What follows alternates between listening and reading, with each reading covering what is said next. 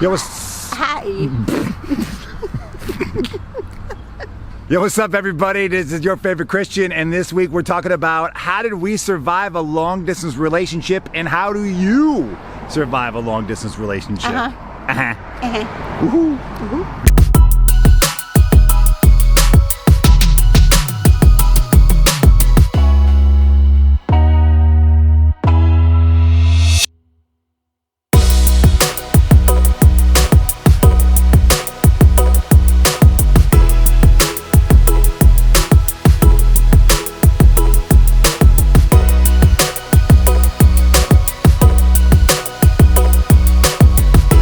If this is one of your first times visiting this channel, you made it this far, might as well hit the subscribe button because we're releasing videos all the time about us, about relationships, about faith, about love, about culture.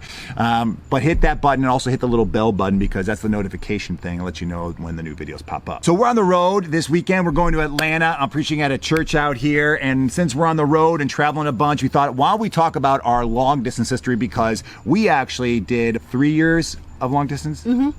So we did 3 years of long distance, 2 of it from Virginia to New Jersey, and then from New Jersey to Florida. So some of it involved driving, some of it involved airplanes, but we did a huge commitment to it. It's not an easy thing, so we want to talk to you how we were able to work through that to get to the place where now that we're married. So I think the first thing that you got to know going into a long distance relationship is, does this person have the potential to be the one? If you go into a long distance relationship and it's going to be a casual thing, or you're not sure if this person has the potential to be the one, it's going to crash and burn. That's true. And LDRs, long distance relationships, do have.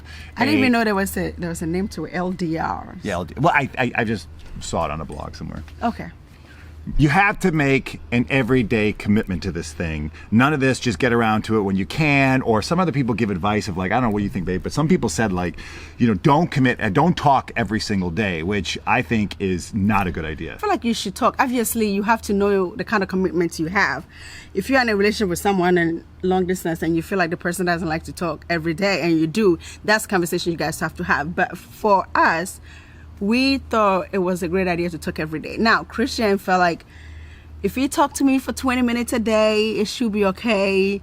It wasn't 20 minutes, like 5 minutes, 10 minutes. That's not true. No. That is so true. No, I would be okay for 20 minutes of quality phone conversation. He thought it was okay. But for me, because it was a long distance, I kind of just, you miss the person a lot. So once you get them on the phone, you kind of want to sit on the phone, and even if it's just breathing, you just want to hear them. And this might be a male-female thing that I think guys just, at least for me, guys, back me up on this, is that if you just have some good quality time, like 20 minutes, we have good quality conversation, let's do that. And I think women enjoy just like, let's have some community, let's just be together. Even if I put you on the, even if we're just walking around and you're because you talk with your best friend sometimes, and you guys are just like cooking and doing random things while the other person, while taking a shower, and then while you're talking to the person, where to me that doesn't make any sense. So we had to find a compromise there. And sometimes sometimes I'll be honest, it didn't work for me. Like sometimes I did not want to talk that long, but I knew it was important for you, and so I just did it. So I'd figure out ways, like I would go for a walk, I would do laps around the track,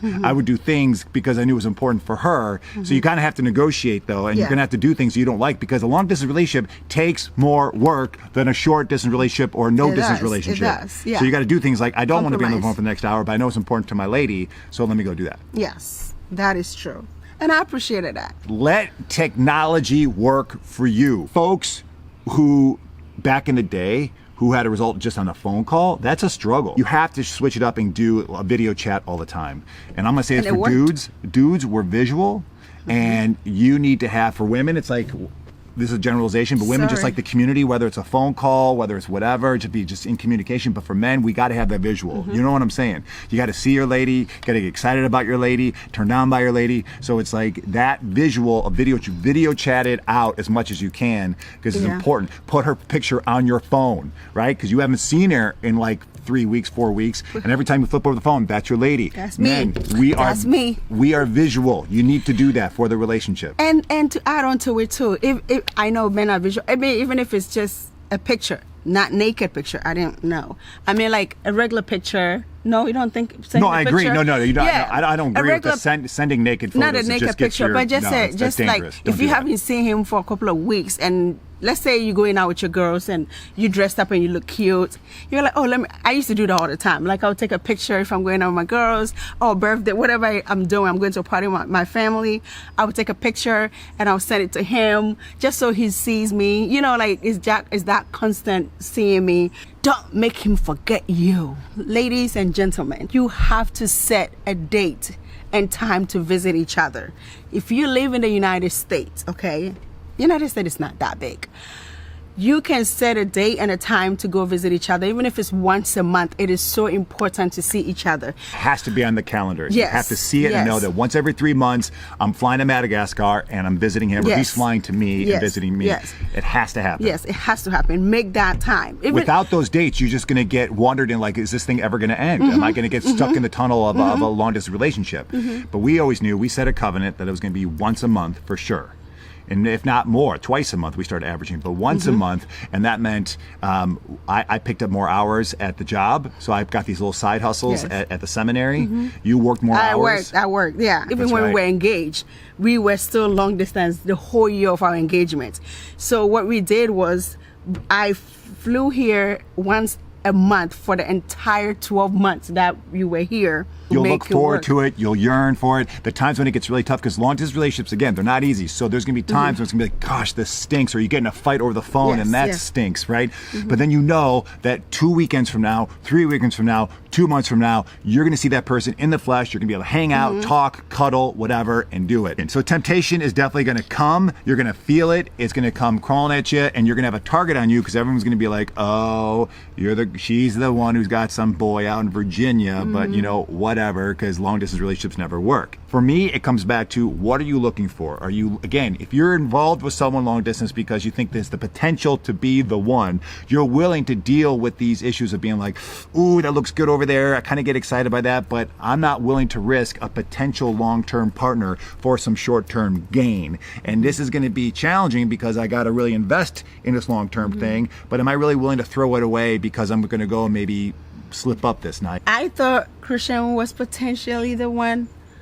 So I gave my all, and I say, you know what, it's going to work. Temptation or no temptation, it's up to you. I can be the only one that can say, I'm being tempted and I'm going for it. You're the only person. If you both are prayerful people, I would definitely say pray together. If you have a religion or a faith walk that you guys agree on, work it. That was one of the best pieces of advice that I got from a priest friend of mine who said, are you all praying together? And I was like, no. He said, do a reflection together. So we found instead of doing reflection. Yeah, a daily reflection that at night we jump on Skype. It was every day 9 o'clock.